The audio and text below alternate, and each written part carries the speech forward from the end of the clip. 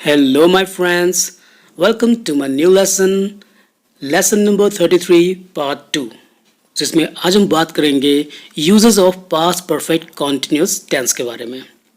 तो चलिए शुरू करते हैं। चलिए समझते हैं पहले यूज की सिचुएशन को।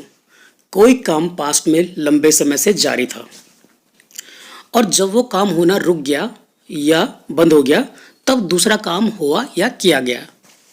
यानी कि कोई काम लंबे समय से जारी था और जब वो होना बंद हो गया तब दूसरा काम हुआ या दूसरा एक्शन हुआ। इसमें पहले वाले काम का जो लंबे समय से जारी था उसका प्रूफ होना जरूरी होता है। तो चलिए एग्जाम्पल से समझते हैं। बर्फ गिर रही थी इसलिए मैंने आग जलाई। या हिंदी में हम इसे ऐसे भी कह सकते हैं कि बर्फ गिर रखी थी इसलिए मैंने आग जलाई।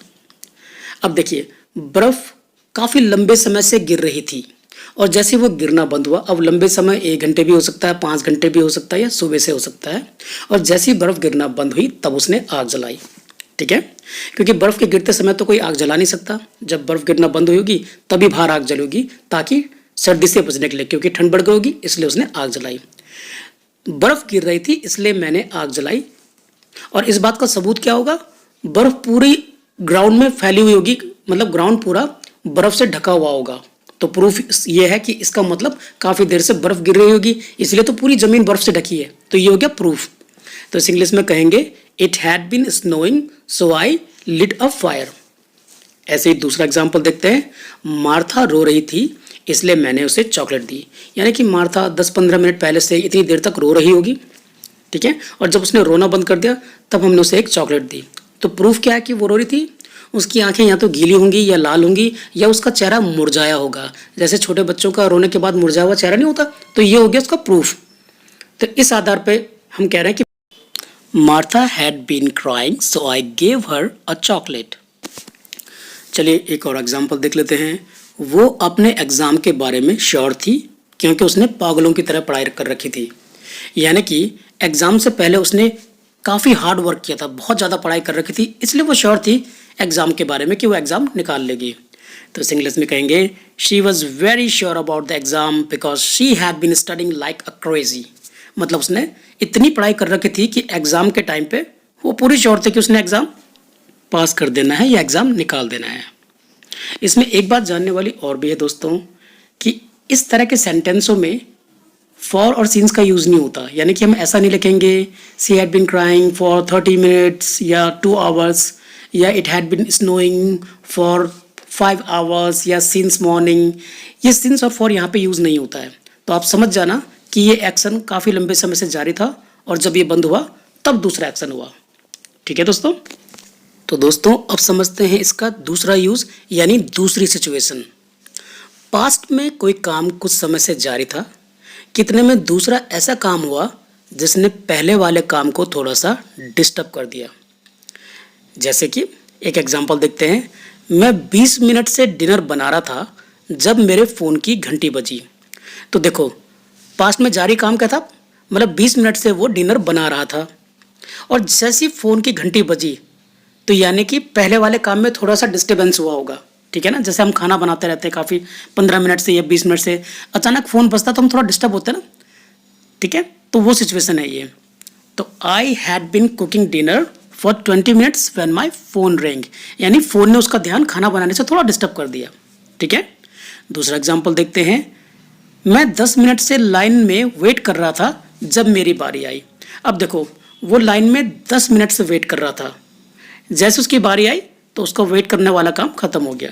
यानी कि I had been waiting for 10 minutes in the queue when my turn came. Queue का मतलब होता है लाइन, पंक्ति, जिसमें हम खड़े रहते हैं कई बार ना। ठीक है, अब इसमें समझने वाली बात यह है कि अगर हम पहला एग्जाम्पल देखें, मैं 20 मिनट से डिनर बना रहा था जब मेरे फ़ोन की घंटी बजी, तो उसमें ये पॉसिबल है कि फ़ोन की घंटी जब बजी तब भी वो खाना बना ही रहा है और फ़ोन में वो बात भी कर रहा है, यानी उसने फ़ोन अटेंड किया। या ये भी हो सकता है, दूसरी कंडीशन ये भी हो सकती है कि जब वो खाना बना रहा था और जैसे उसके फ़ोन की घंटी बजी तो हो सकता है उसने खाना बनाना बंद कर दिया, यानी गैस बंद कर दियो और फ़ोन लेके वो बाहर भी चला गया बात करने के लिए। तो ये दोनों सिचुएशन पॉसिबल है। मतलब हो सकता है कि वो खाना बना रहा है और घंटी बजी तब भी वो खाना बना रहा है, उसने फ़ोन वैसे उठा लिया, अटेंड कर लिया, डिस्टर्ब तो हुआ लेकिन वो वैसे ही बना रहा, खाना कान पे फ़ोन रखे और एक तरफ से वो खाना बना रहा है। लेकिन दूसरी सिचुएशन ये भी हो सकती है कि जैसे ही फ़ोन बजा तो उसने खाना बनाना बंद कर दिया और वो फ़ोन लेके बाहर चला गया बात करने। लेकिन दूसरे वाले जो एग्जाम्पल है यानी दूसरे नंबर का, कि वो 10 मिनट से लाइन में वेट कर रहा था, लेकिन जैसे उसकी बारी आई तो उसका वाला काम खत्म हो गया वेट करने का, मतलब जो वो 10 मिनट से वेट कर रहा था, इसमें 100% श्योर है कि तब उसका वेट करने का काम खत्म हो गया, क्योंकि जब किसी की बारी आएगी तो वो क्यों वेट करेगा। तो यानी दूसरे सेंटेंस में तो ये बात क्लियर है कि उसका वेट करने का काम खत्म हो गया तब जब उसका नंबर आया। लेकिन पहले वाले में दोनों कंडीशन है, ये हो भी सकता है कि उसने खाना बनाने का काम बंद कर दिया हो जब उसका फ़ोन बजा, या ये भी हो सकता है कि फ़ोन बजा तब भी उसे वो खाना बना ही रहा है और फ़ोन उसने वैसे ही अटेंड कर लिया। ठीक है दोस्तों जब सेंटेंस में इस तरह के सेंटेंस में व्हेन और व्हाइल या अंटिल का यूज़ होता है तो ये सेंटेंस में डिस्टर्बेंस शो करता है। ठीक है दोस्तों, तो दोस्तों अब देखते हैं अगली सिचुएशन यानी आखिरी यूज़। मैं इस कंपनी में 2 सालों से काम कर रहा था जब मेरा प्रमोशन हुआ। I had been working at this company for 2 years when I got a promotion. यानी कि जब उसका प्रमोशन हुआ तो उसे उस कंपनी में काम करते हुए 2 साल हो चुके थे, यानी वो 2 सालों से काम कर रहा था। तो जैसे उसके 2 साल कंप्लीट हो गए उस समय उसे प्रमोशन मिला, कहने का ये सेंस है। मैं लंदन में 3 सालों से रह रहा था जब मैं कैथरीन से मिला, यानी कि जब वो कैथरीन नाम की लड़की से मिला तो तब उसे लंदन में रहते हुए 3 साल हो चुके थे। ठीक है, तो इस इंग्लिश में कहेंगे I had been living in London for 3 years when I met Catherine. ठीक है दोस्तों, अब देखिए दोस्तों वैसे तो यहाँ पे व्हेन का यूज़ हुआ है, लेकिन जरूरी नहीं कि हर जगह व्हेन का यूज़ डिस्टर्बेंस या इंटरप्शन को शो करे। जैसे हमने पिछली सिचुएशन में देखा था, वहाँ तो डिस्टर्बेंस था क्योंकि फ़ोन बजा, वो खाना बना रहा था, वहाँ डिस्टर्बेंस था। लेकिन यहाँ पे भी व्हेन का यूज़ हो रहा है, लेकिन व्हेन यहाँ पे डिस्टर्बेंस शो नहीं कर रहा है। वो इसलिए शो नहीं कर रहा है क्योंकि व्हेन से पहले का जो सेंटेंस है उसमें जो टाइम ड्यूरेशन है वो बहुत लंबा है, वो सालों वाला है।